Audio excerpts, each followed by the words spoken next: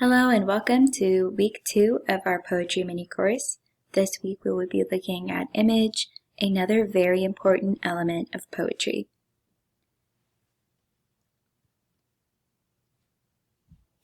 What is image or imagery?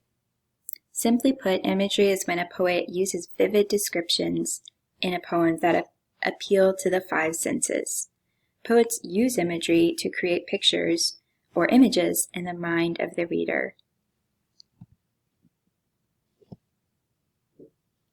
So just a quick refresher, what are the five senses that poets are appealing to when they use sensory details? So the five senses are taste, sight, touch, sound, and smell. Some examples of things you might taste is food, such as like fruit or a sandwich. Some things you might see would be a car or a TV. Some things you might feel would be a cold snowman or an animal. Some things you might hear would be clapping, a telephone ringing, a bird singing. Some things you might smell would be a flower or maybe even a skunk. So when we're thinking about the five senses, just be thinking of all the ways that you interact with the world around you. When you're talking about sensory details, these are the words or phrases that poets use to convey experiences related to the five senses. So for example, if poets wanted to describe how something looked, they might describe it as gloomy, bright, foggy, vibrant, etc. If they wanted to say how something sounded, they might say it was squeaky. They might use an onomatopoeia and say it made a big boom. Or a buzz, they might say that it made a whisper. If they wanted to describe how something felt, they might call it sticky, slimy, woolly, gritty.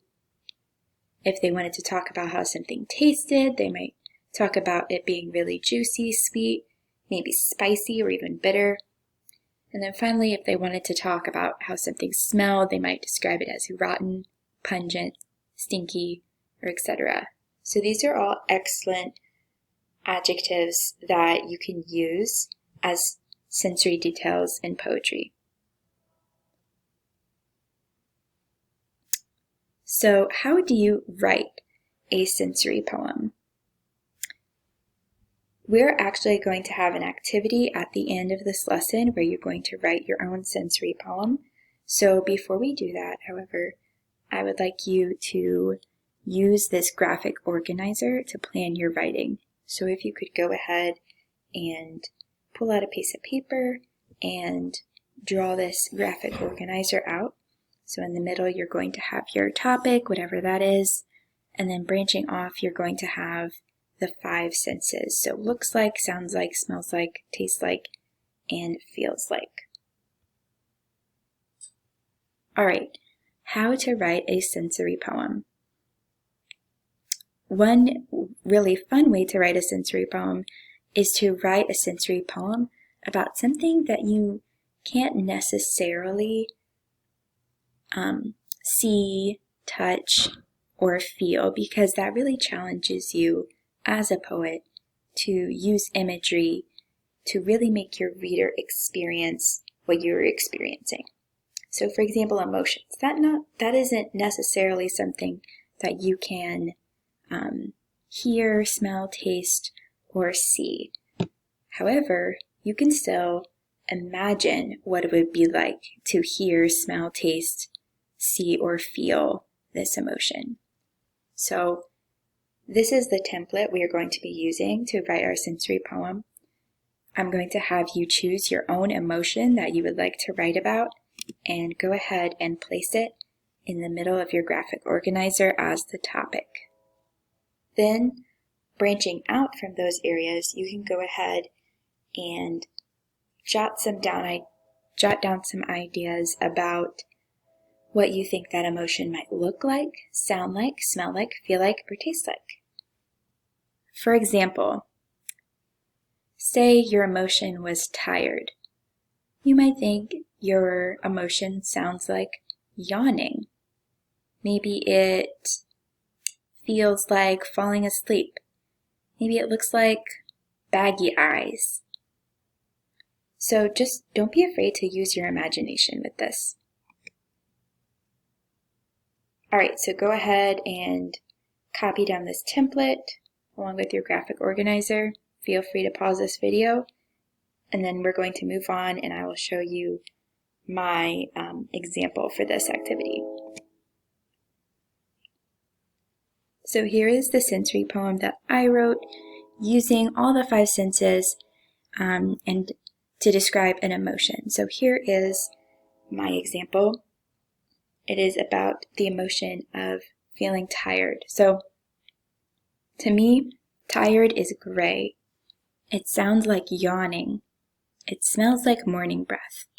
It tastes like cold coffee. It looks like swollen eyes. Tired feels like falling asleep. So there is my sensory poem, and you can see that I also chose an image here to go along with my poem, and I will also encourage you to do so in the next part of this activity once you finish writing your poem. All right, so this is what I was talking about. We're going to look at our visual poem assignment. So first, you're going to use that graphic organizer and template I provided to write a poem using sensory details. Make sure to include what your emotion looks, sounds, tastes, feels, and smells like. So after you finish writing your poem, you're going to post your poem on the Padlet provided under this week's folder. And when you post your poem on the Padlet, I also want you to click that option that lets you insert an image into your post. And I want you to choose an image that you think describes your poem. After you post your poem on the Padlet, go ahead and respond to 2 of your peers and just talk about how the image that your peer chose contributes to the overall meaning, tone, or beauty of their poem. All right, so that's all for today, and I look forward to reading your poems.